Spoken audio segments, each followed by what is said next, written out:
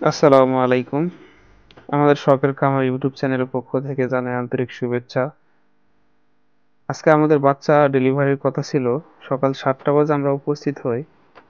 আমাদের লোকেশনটা হচ্ছে চড়ারহাট, নবাবগঞ্জ, দিনাজপুর।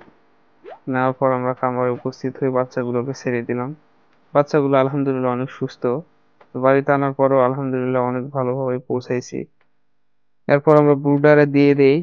দেওয়ার পরে খাবার পানির যা ব্যবস্থা করা লাগে সবকিছুই আলহামদুলিল্লাহ পরিপাটিভাবে করা হয়েছে।